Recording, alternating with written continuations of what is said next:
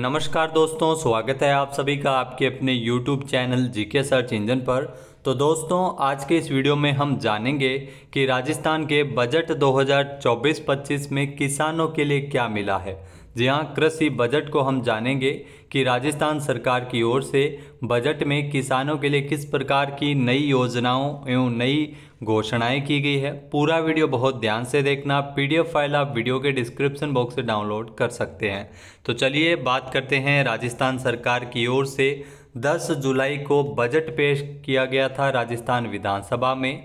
इसमें कृषि बजट में किसानों के लिए क्या अहम घोषणाएं की गई है, आइए एक एक करके उनको जानते हैं। तो राष्ट्रीय कृषि विकास योजना की तर्ज पर अब राजस्थान कृषि विकास योजना है वो चलाई जाएगी। इसके लिए 650 करोड़ रुपए के कृषि से संबंधित कार्य करवाने जाने का ऐलान किया है। तो राजस्थान कृषि विकास योजना ये किसानों के लिए योजना है वो शुरू की जाएगी केंद्र सरकार की तर्ज पर। अब राजस्थान में भी राजस्थान कृषि विकास योजना शुरू होगी। इसके अलावा साथ ही कृषि उत्पादन को बढ़ाने के लिए किसान भाइयों को आधुनिक तकनीकी आधारित यंत्रों के लिए 200 करोड़ रुपए का अनुदान दिए जाने की भी घोषणा की है। तो यहाँ किसानों को इसमें तकनीकी जो आधारित यंत्रों के लिए जो आधुनिक यंत्र है किसान उपकरण यूज करता है, उन नवीनतम और आधुनिक उपकरणों के लिए कृषि उत्पादन बढ़ाने के लिए 200 करोड़ रुपए का अनुदान उन पर उपकरणों पर मिलेगा। इसके अलावा दोस्तों, प्रदेश में 1000 कस्टम हायरिंग सेंटर खोले जाएंगे। जी हाँ, ये 1000 कस्टम हायरिंग सेंटर है वो प्रदेश में खोले जाएंगे, जिसके माध्यम से किसान है वो कृषि उपकरण हायरिंग पे ले सकेंगे, किराए पे ले सकेंगे। 1000 कस्टम हायरिंग सेंटर है वो खोले जाएंगे पूरे प्रदेश में। इसके अलावा दोस्तों, 10 एग्रो क्लाइमेट जोन के 2 क्लस्टर्स में 120 करोड़ रुपए खर्च किए जाएंगे। 10 एग्रो क्लाइमेट जोन है उसके 2 क्लस्टर्स में 120 करोड़ रुपए खर्च होंगे।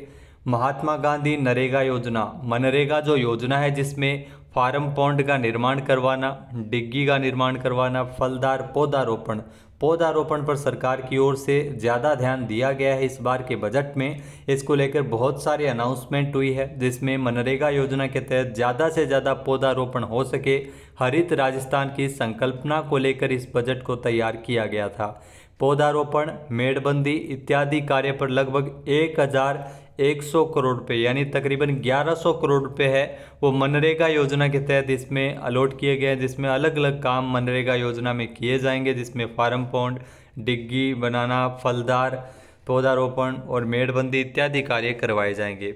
इसके अलावा दोस्तों, organic and conventional farming board का गठन किया जाएगा। जी हाँ, जैविक खेती को बढ़ावा देने के लिए organic and conventional farming board का गठन किया जाएगा।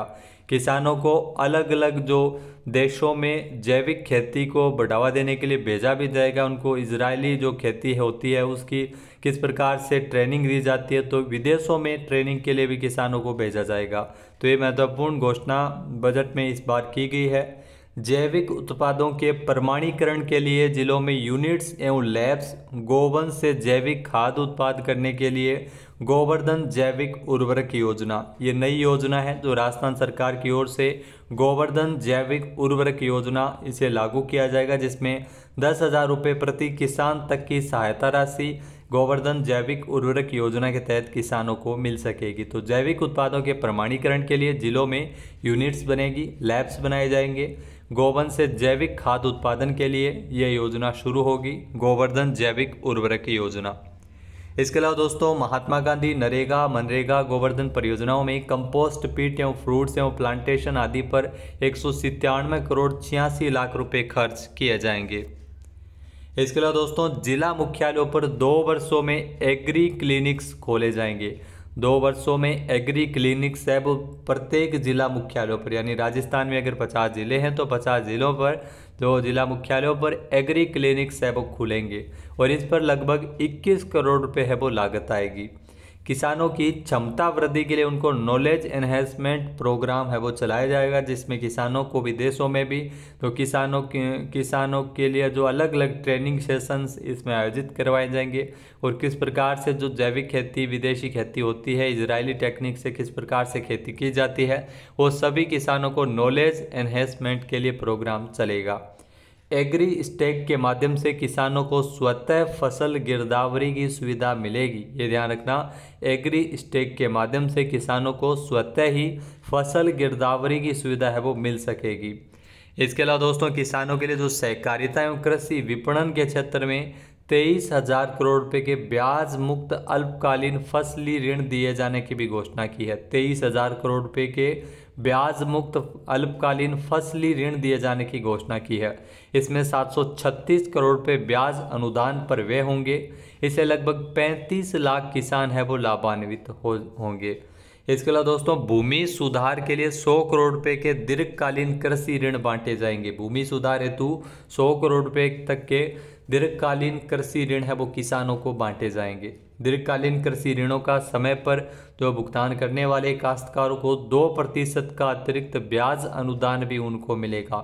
इसके अलावा दीर्घकालीन सहकारी अकृषि ऋणों पर 5% का ब्याज अनुदान दिया जाएगा और इस पर लगभग 64 करोड़ रुपए है वो लागत आएगी।